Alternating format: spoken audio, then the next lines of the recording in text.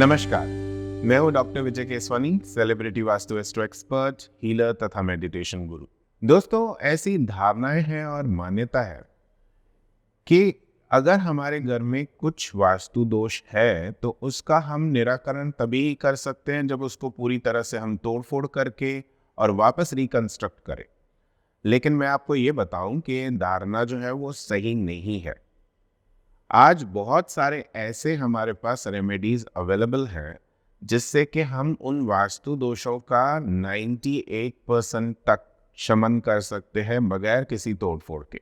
यानी हम उन एनर्जीज को बैलेंस कर सकते हैं और उसी घर में एक सुखी, समृद्ध और पूरी तरह से धन से जो परिपूर्ण हो, ऐसी जिंदगी हम जी सकते हैं।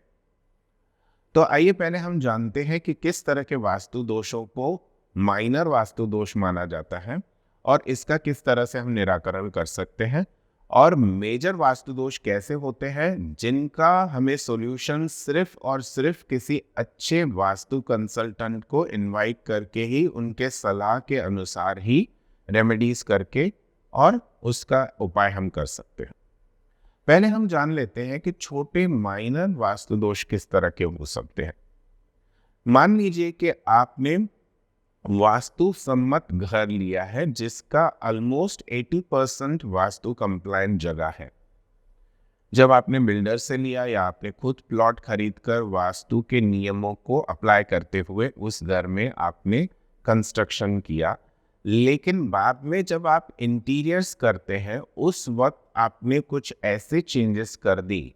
मान लीजिए कि ब्रह्मस्थान यानी जो हार्ट सेंटर ऑफ वास्तु रहता है, जिसे हम मर्म स्थान भी कहते हैं, या जहां पर हमारे जगह के दोनों डायगोनल्स इंटरसेक्ट करते हैं, ऐसे जगह पर अगर आपने कोई छोटी सी दीवार को रिकंस्ट्रक्ट कर दिया क्योंकि आपको चाहिए था कि वो रूम को एक प्राइवेसी मिले, या आपके हॉल और रूम के बीच में थोड़ी सी गैप ज़्यादा बन जाए, इसके लिए अगर आपने वहाँ पे किसी तरह की स्पोरेक्स वगैरह से कोई दीवार खड़ी कर दी या दीवार को एक्सटेंडेड मोड पर लेकर आए, तो ऐसे वास्तु दोषों को हम माइनर वास्तु में कंसिडर करेंगे क्योंकि वो हल्की सी बनी होती है। वो किसी प्लाई या इस तरह के जैसे स्पोरेक्स वगैरह है, इस तरह के हल्के मटेरियल से बनी हो सकती है। लेकिन अगर आप वहाँ पर बीम्स वगैरह को कंस्ट्रक्ट करवाते हैं अपने इंटीरियर्स में, या कोई पिलर वहाँ से पास ऑन होता है, तो उसे हम मेजर वास्तु दोषों में कंसिडर करेंगे। तो जब भी आपके घर का ब्रह्म स्थान करप्ट होता है, वो छोटे से अगर माइनर दोषों में आए, तो व्यक्ति जो main earning member of the family है या जो मुखिया है पूरे घर का, उसे हार्ट से संबंधित कुछ परेशानियां आ सकती है, जैसे सडनली हार्ट रेट बढ़ जाना, ब्लड प्रेशर दवाइयां लेने के बावजूद कंट्रोल में ना आना, इस तरह के कुछ प्रॉब्लम्स आ सकते हैं।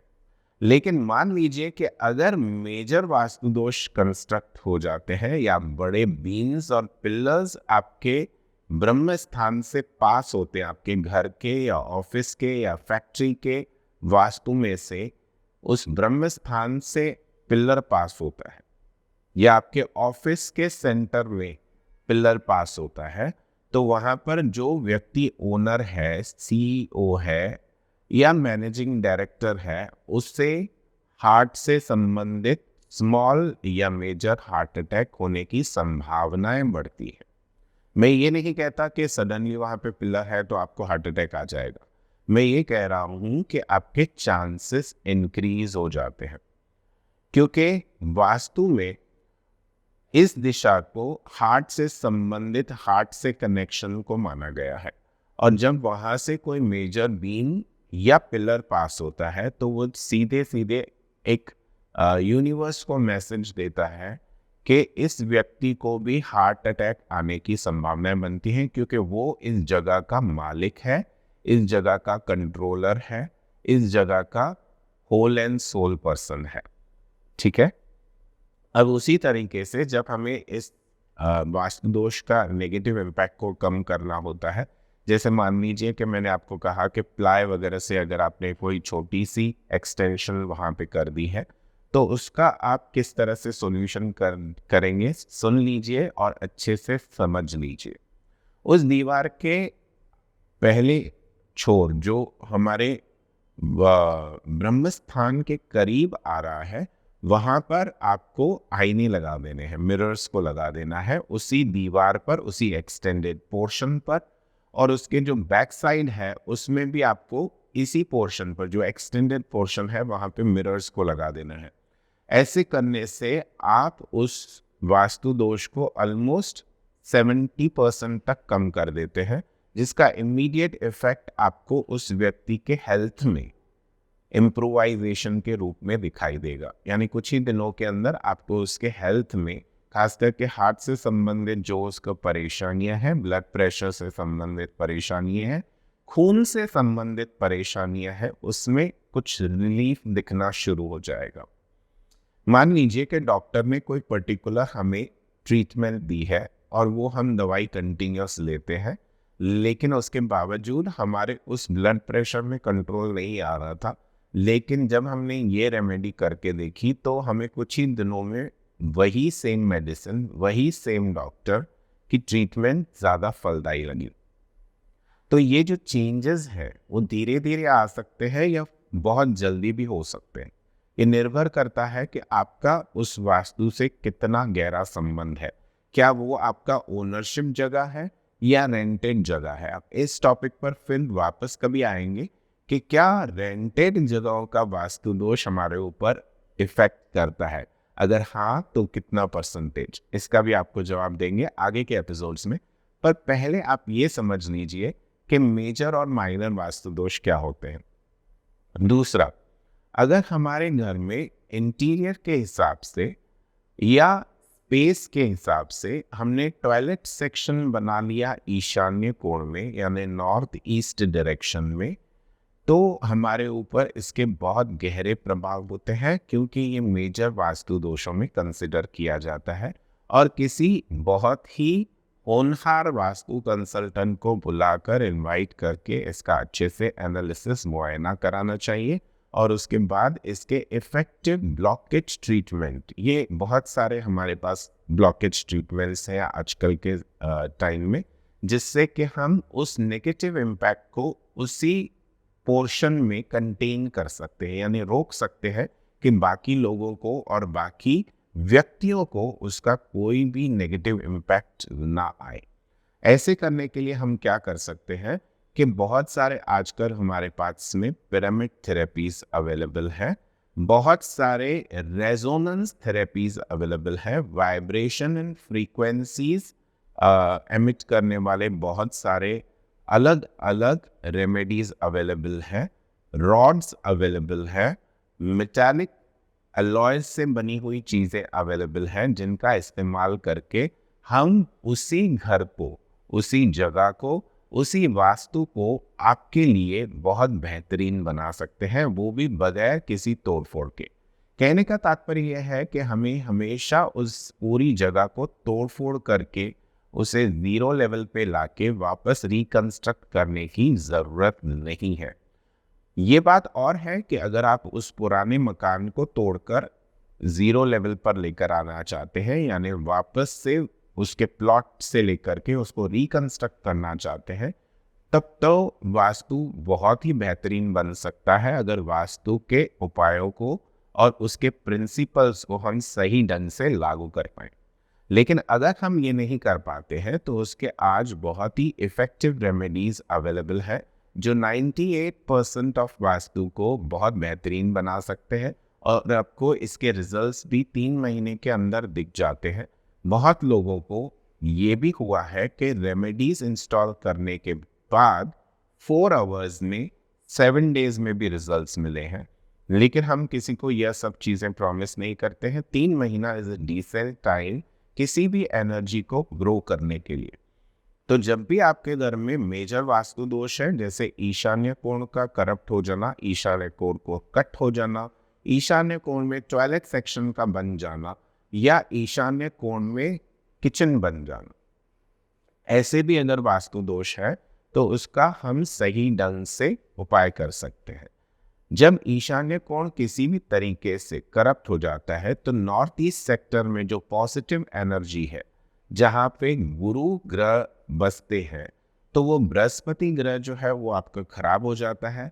यानी जहाँ पर आपको हमेशा अच्छे संस्कार, घर में सुख शांति, वैभव, धन, यश, कीर्ति, मान सम्मान, अच्छी सेहत, आपस में अच्छे से रिलेशंस, यह सब मिलने चाहिए थे, उसके जगह आपको मिलता है अपयश, आपको मिलता है दुख, आपके सभी रिलेशंस आपको टूटते हुए दिखेंगे, आपके घर में दरिद्रता बनी रह सकती है, घर में धन आता है तो आने से पहले ही खर्चा होने की पूरी संभावनाएं बन जाती हैं, उसका वे आउट पहले ही बन जाता है, वे इन आना शायद कभी होता है कभी नहीं होता है।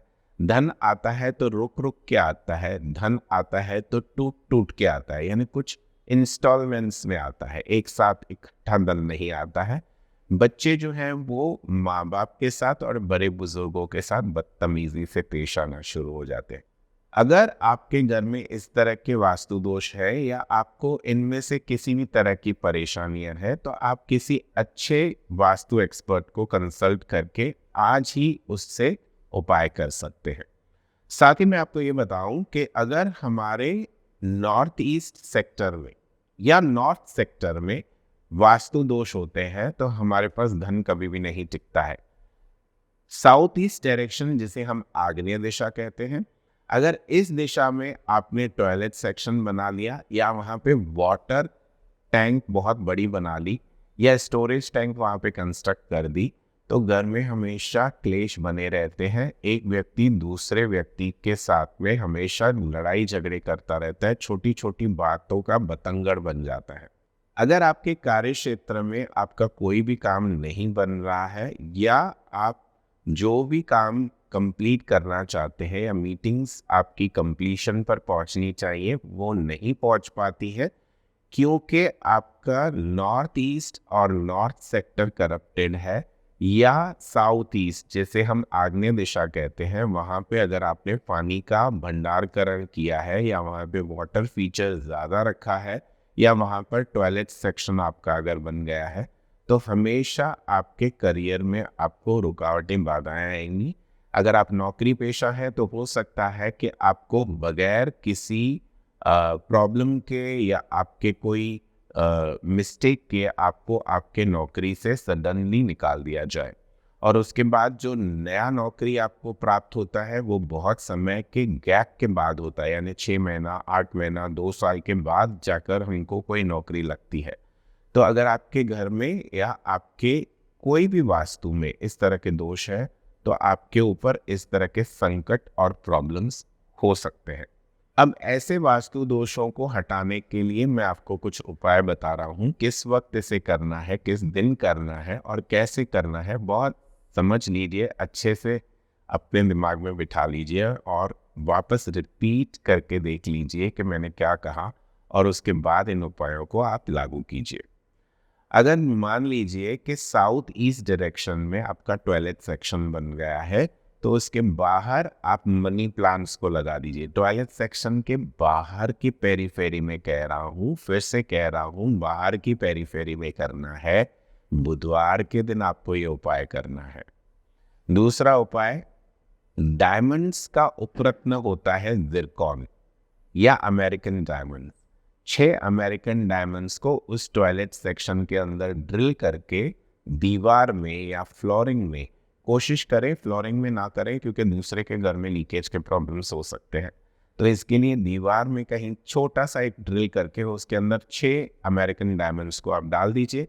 यह आपको कार्य करना है। शुक्रवार के दिन कोशिश कीजिएगा, अगर किसी महीने के शुक्रवार को 6 तारीख पड़ती है तो उस दिन अगर आप ये उपाय करते हैं तो अच्छा होगा। अगर ऐसा नहीं हो पाता है तो शुक्रवार के दिन ठीक सवेरे 6 बजे या शाम को 6 बजे इस उपाय को किया जा सकता है।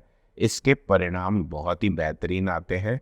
आपको नेम, फेम, प्रॉस्पेरिटी और धन से संबंधित जो परेशानियां हैं वो काफ़ी कम हो जाएंगी।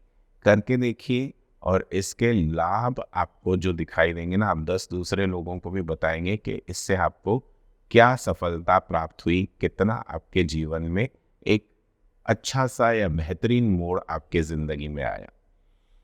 इसके साथ हम आपको यह भी बताएंगे कि अगर नॉर्थ एंड नॉर्थ ईस्ट में आपके टॉयलेट सेक्शन बन जाता है तो वहां पर भी आप किसी भी तरह के फेंग शुई से संबंधित कुछ पेड़ पौधे लगा सकते हैं और उससे आपको थोड़ा सा रिलीफ आएगा। 5 से 10% आप इसमें चेंजेस देख सकते हैं।